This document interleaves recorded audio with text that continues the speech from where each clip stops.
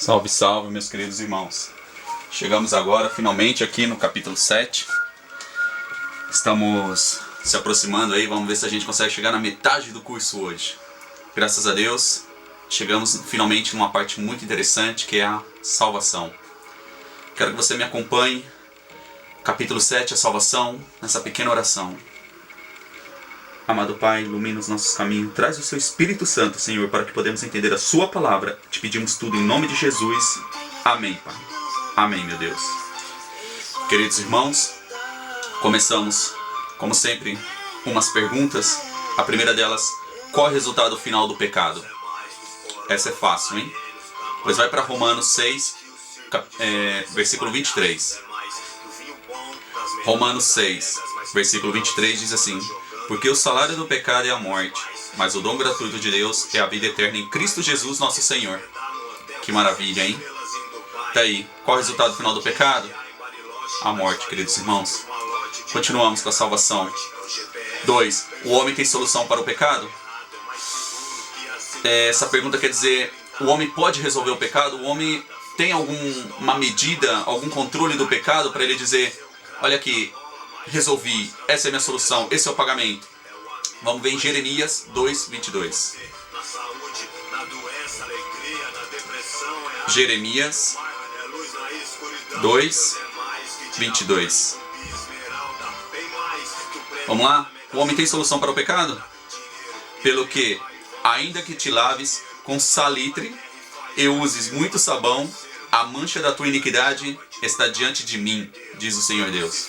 Pois não, queridos irmãos, nós, seres humanos, não temos uma solução.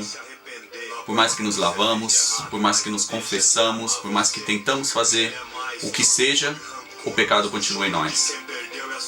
3. Então, qual o plano de Deus para salvar o homem? João 3,16. Ou seja, que Deus nos cria, nos dá a vida e já sabe que a gente vai pecar e tem uma solução se caso a gente fizesse, e fizemos, lógico. João 3,16 diz assim: porque Deus amou o mundo de tal maneira que deu seu Filho gênito para que todo aquele que nele crê não pereça, mas tenha vida eterna. Que legal, agora a gente está chegando em algum lugar. Agora a gente está começando a entender que sim, não temos como solucionar o pecado, mas a gente tem alguém que soluciona o pecado para nós, porque esse já era o plano de Deus antes mesmo de construir o mundo. Continuamos para poder entender um pouquinho mais. Qual a missão de Jesus? Uau! Então aqui, Lucas responde exatamente o que esse Senhor Jesus fez por nós. Para a gente poder entender isso, a gente precisa que o próprio Jesus diga, através das palavras de Lucas. Lucas 19:10. Lucas 19, versículo 10 diz assim: porque o Filho do Homem veio buscar e salvar o que se havia perdido. Isso é uma profecia, isso é algo que Lucas está falando que está acontecendo. Aquele momento que muitos não tinham entendido ainda, de que maneira viria um rei para nós. E não era um rei carnal, não era um rei como Davi, como outros, como Salomão. É um rei espiritual, é um rei que te salva e te dá a vida eterna. Né? Então, já sabemos a missão de Jesus. Qual o pecado de Jesus? Jesus teve pecado? Pois a Bíblia responde. Vamos para Hebreus 4:15. Hebreus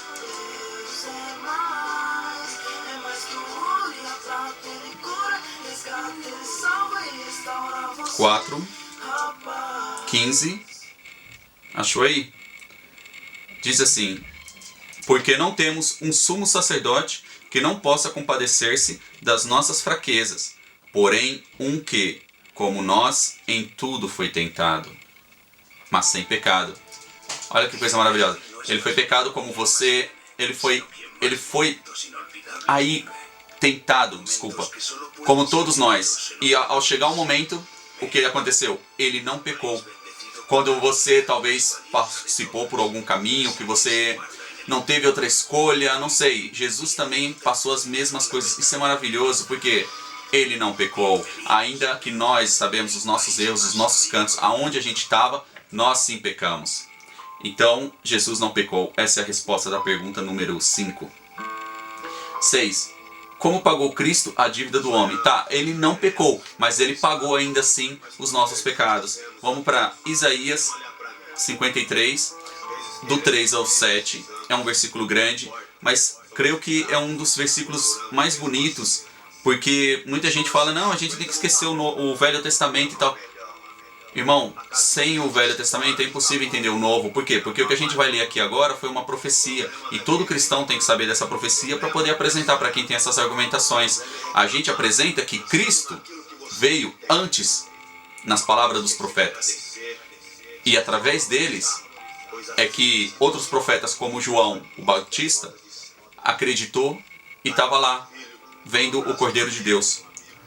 Então vamos lá. A gente está na pergunta 6, como pagou Cristo a dívida do homem, e estamos em Isaías 53, do 3 ao 7, tá ok? Era desprezado e rejeitado dos homens, homem de dores, e experimentado nos sofrimentos, e como um de quem os homens escondiam o rosto. Era desprezado, e não fizemos dele caso algum. Verdadeiramente, ele tomou sobre si as nossas enfermidades e carregou com as nossas dores, e nos o reputávamos por aflito, ferido de Deus e oprimido. Mas ele foi ferido por causa das nossas transgressões e esmagado por causa das nossas iniquidades. O castigo que nos traz a paz estava sobre ele, e pelas suas pisaduras fomos sarados.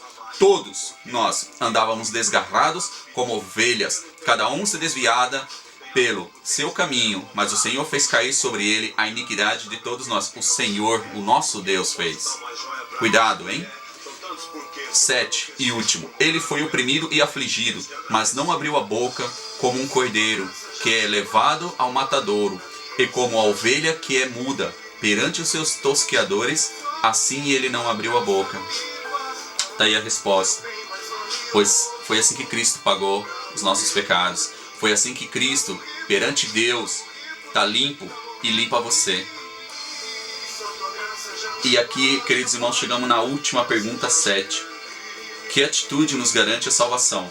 Essa é importante você anotar e escrever na sua testa, porque realmente em 1 Coríntios 15, do 20 ao 22, vai te dar a resposta.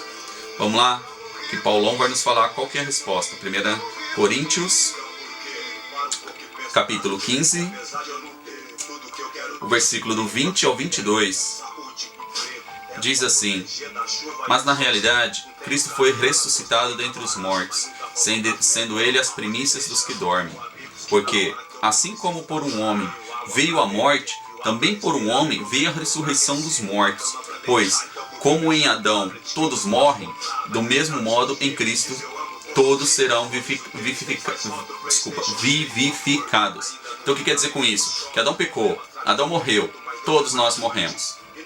Todos nós pecamos porque viemos de Adão.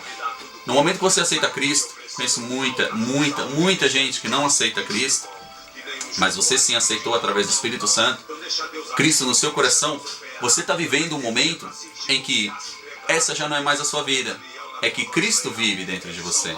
Então a partir daí você tem uma justificação dos seus pecados e uma salvação. Gostou? Já sabe, meus queridos irmãos, perguntas, críticas aí embaixo. Não esquece de dar aquele curtir, compartilhar aí, por favor, para a gente continuar o nosso trabalho e apresentando para as pessoas que, assim como você, sempre necessita de uma palavra do Deus poderoso. A gente está chegando na lição 8, o perdão para os pecados. Presta atenção, que vai ser a nossa próxima lição.